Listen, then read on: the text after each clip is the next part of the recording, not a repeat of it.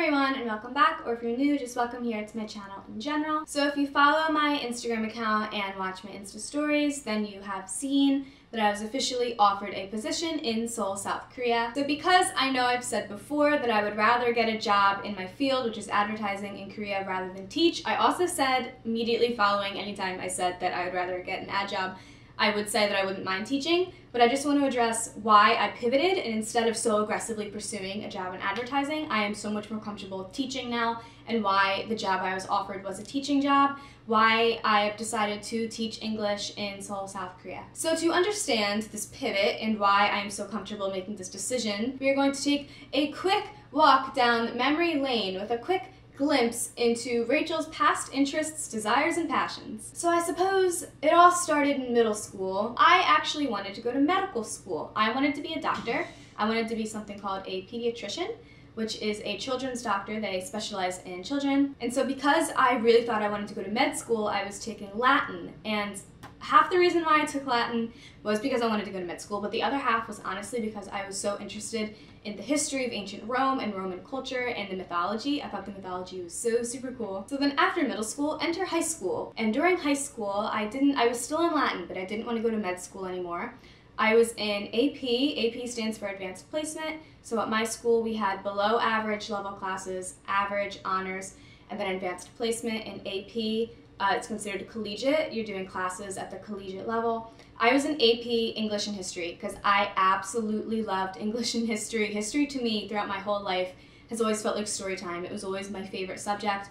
But I was in AP English and History, and I was taking art electives, creative writing electives, and business electives, as well as one psychology class. And I remember getting ready to apply for colleges and stuff and knowing that I was interested in psychology, maybe majoring in psychology. I was interested in English, I was interested in history, and I was interested in business, specifically entrepreneurship. And I applied for a bunch of schools. I was accepted into all of them. But so regardless of my interest in all of these other things, I wanted to go to this one school for advertising because I thought advertising sounded so cool. It combined all of this creative writing and art stuff I was doing with business and psychology. So I thought it was just like this perfect major. So I really wanted to go to this top school for advertising.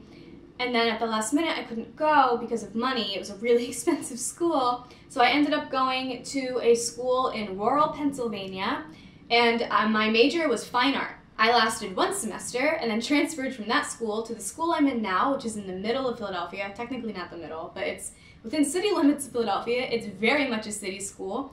And went from fine art back to advertising, but undeclared, because at this school, advertising has 4 or 5 different sections. And I was undeclared which section I'd be in, but I was interested in both copywriting and art direction, which is like graphic design. So in 2016, I studied abroad in South Korea, which you guys know about, obviously, and came back to America with this deep, deep passion for international affairs and Korean culture, and my love for history class that I just kind of forgot about from high school. That flame was reignited of just being so passionate about learning about other cultures and other geographies and other histories of the world. So I got a job on campus as an English language tutor for our international students. It was my favorite job, and I got so invested in international affairs after 2016 that I started a school club with one of my friends. It was called the Cultural Exchange Organization, and it was meant to bridge the gap between American and international students. I started working for the Office of International Affairs, and today, after graduating, I've started this cultural exchange club. I've had 3 social media internships. I've started YouTube, which has ignited this strong desire to know more about videography and editing, and I'm really into making videos for you guys. And so since being 12 years old to now, I have had, from med school to YouTube, I have had such a range of interests and hobbies and things that I love. I ended up doing both copywriting and art direction for advertising, and I've just, throughout my life, never been able to just settle on one thing. Teaching English in Korea allows me to be focused on the kids and the culture and what's happening in the history, and just teaching and learning, truly cultural exchange between just the community I'll be working in, these kids, what we're learning, what I'm teaching, because I'm sure as I'm teaching them things, I'll be learning equally right back. So I'm able to explore this international passion of mine while having time, because in the advertising industry, working overtime is very common. So I know I'll get off at 6, sometimes earlier some days, and I know I'll be able to go out with Andy, my boyfriend, and I know I'll be able to experience Korea. And I'm going to enjoy teaching. I know I am. So who am I now if I'm not getting a job in what my degree is in? Just what's gonna happen to me after this? I don't know, and it's okay that I don't know. The more I've grown, the more I've realized that you don't need to go to college to be successful. You can go to trade school, you can have just work experience, and you don't need to have your career be the one big goal of yours in life.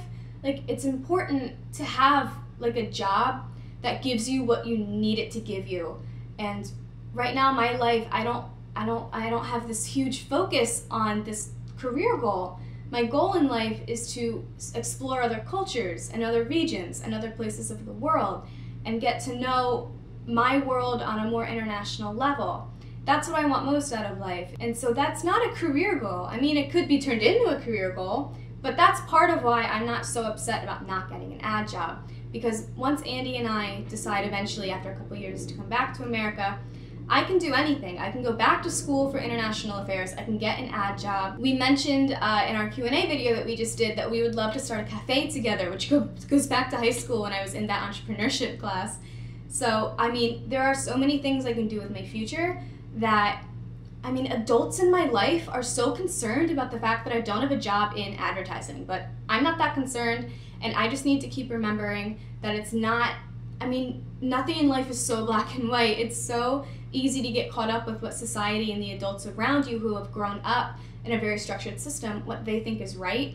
And it's just really important to remember that your right is your right and your truth is your truth, and that doesn't necessarily have to be what the other adults in society around you wants it to be. And I actually have this quote, well, technically it's a gift set on Tumblr, but I have this quote from Jim Carrey that I want to read to all of you because I resonated with this so hard. And whether you guys are fighting your parents on what college major you want, like they want you to be a lawyer and all you want to do is something completely not law related, or you've just graduated like me and you don't really know which path you want to take in life, regardless of your situation, maybe you're not in school at all, but you're just trying to figure things out, I think everyone should read or see or hear this. So I'm going to read it to you now, this quote. He was giving a college commencement address. "My father could have been a great comedian, but he didn't believe that was possible for him.